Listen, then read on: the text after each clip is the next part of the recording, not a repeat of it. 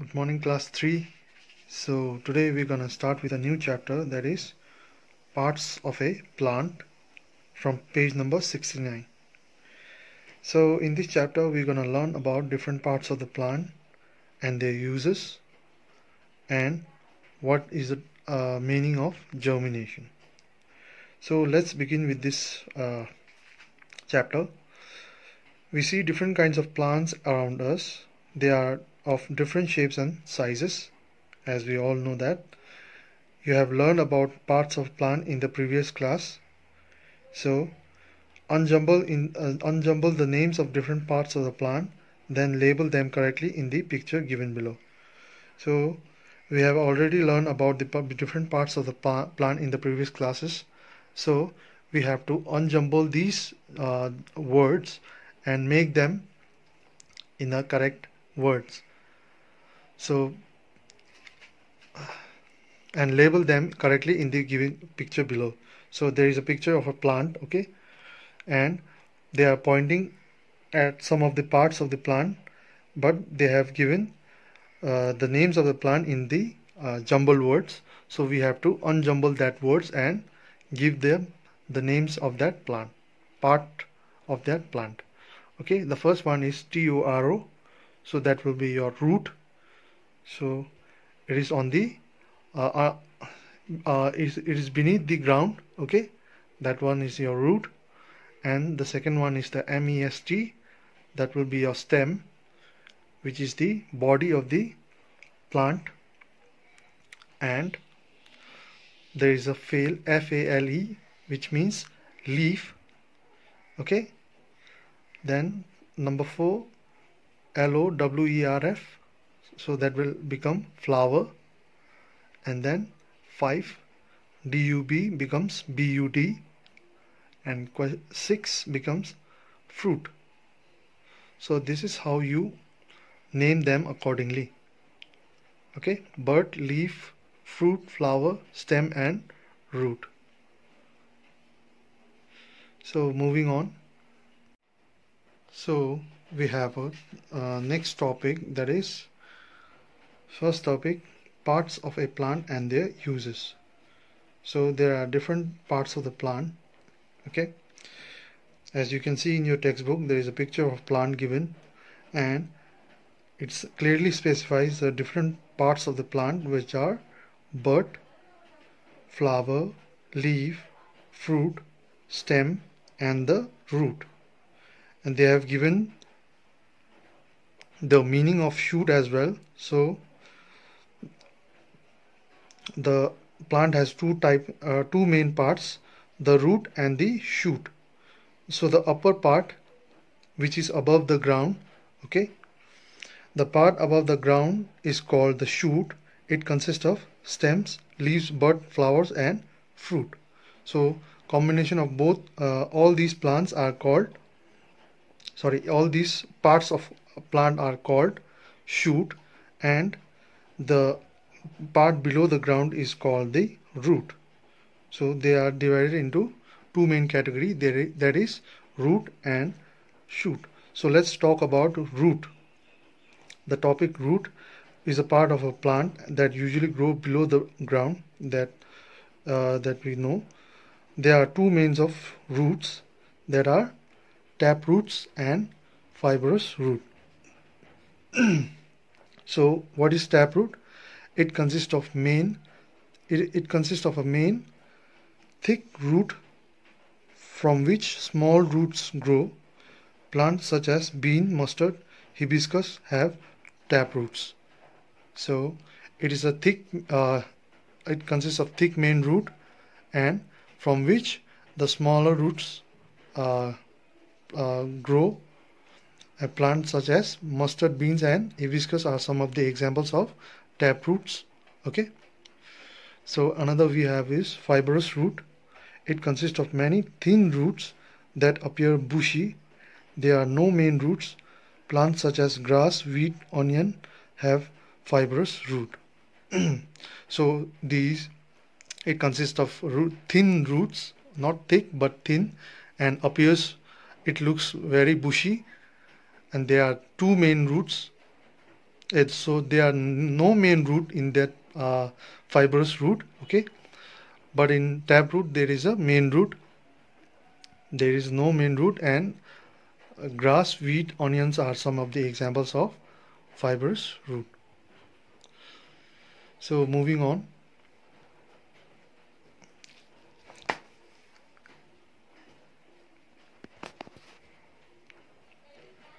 So the next we have is functions of root. What is the actual function of root? What does it do in order to help that plant? So some of the main functions of root are given below. The first one is it helps the plant to stay fixed to the soil. Okay, it helps to stay the plant stay fixed to the ground, and it takes in water and minerals from soil which are used by the plant for making food. So it also transport water, minerals from the soil and give it to other parts of the plant, and which is used by them for making food. Okay, and the third one is some plants store extra food in their roots. Some of these roots are radish, turnip, beetroot and carrot. So they even store extra food in their roots, and these are some of the examples for that. So moving on. So then we have a next topic, that is stem. So stem is a main part of a shoot, which is a upper part. Okay, stem can be strong or weak. It can be either strong or it can be weak. Trees such as banyan tree and peepal tree have a thick and strong stem called trunk. So trees like banyan and peepal, these trees have a very thick stem called trunk. It holds the tree straight and upright. So it holds the tree straight and upright. Plants such as grapevine, money plant and bean have a weak stem, whereas trees like grapevine, money plant and bean have a weak stem. Such plant either grow along the ground or need support of other plants, walls or stick. So in weak stem, these plants usually takes the support of another plant or walls or stick, without which they cannot grow. Okay, but for the strong stem trees, they do not need any support, and they grow straight and upright. Okay, so the next we have is functions of stem. What actually stem can do. Okay, so the first function, some of the main functions of stem are given below. So the first function we have is it keeps the plant upright and straight, that we have already read. Then leaves, bud, flowers and fruits grow on the stem. So even leaves, bud, flowers and fruit grow on the stem. It carries water, nutrients and food to the different parts of the plant. Okay, and then stem of some plants are thick because they store extra food prepared by the plant. Some of these stems such as sugarcane, potato, ginger can be eaten by the human beings. So some of the why there is a thick and a huge stem, types of stem in the plant, because they store some extra food. Okay, and which is prepared by the plant, so that they will use it later on. So stems such as sugarcane, potato, gingers are some of the examples for that. So moving on. So after this we have another part called leaf. So the leaf is the flat surface. The flat surface of leaf is called the leaf blade, and if you look at the leaf carefully and closely, you will find a lot of lines running across it. These lines are called veins. So it is clearly mentioned here in the diagram. Okay, the flat surface in that leaf is called a leaf blade, and the veins, they are, you will find a lot of line running across it. It is called a veins. So what are the functions of leaf? Let's go through it. Some of the main functions of leaf are as given below. Leaves make food for the plant, therefore they are known as the kitchen of the plant. So basically they perform the preparation of food, okay, and they prepare the food for the plant. The next one is, most leaves appear green because they contain substance called chlorophyll. Chlorophyll helps the leaves to absorb sunlight. Green leaves prepare food for the plant in the presence of air, water and light. So after this, green leaves give out gas called oxygen, which is essential for life. Okay, it also gives oxygen, and it also contains substances called chlorophyll, which also absorb light, sunlight, air, water and light. Then we have leaves of some plants store food. Spinach, cabbage, lettuce and coriander leaves are some of the examples of leaves eaten by humans. So they even store, leaves also store food. Okay, so these are some of the functions of a leaf. Moving on. So then we have a let's remember question. Label the parts of the plant correctly, then color the parts of the parts that grow under the ground in brown and above the ground in green. So you have to label, give the names for that part of the plant and color it with green, which is above the ground, and brown, which is underneath the ground. So you have to complete that labeling. And what kind of roots does this plant have is, the kind of root that have is taproot, because it's not bushy and it is not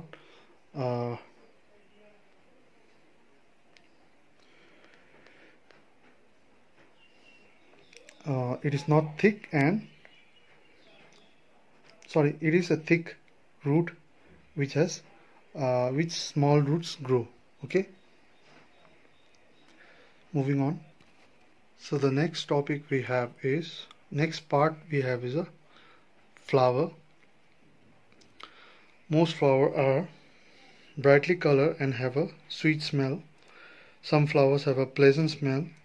Most flowers change into fruits.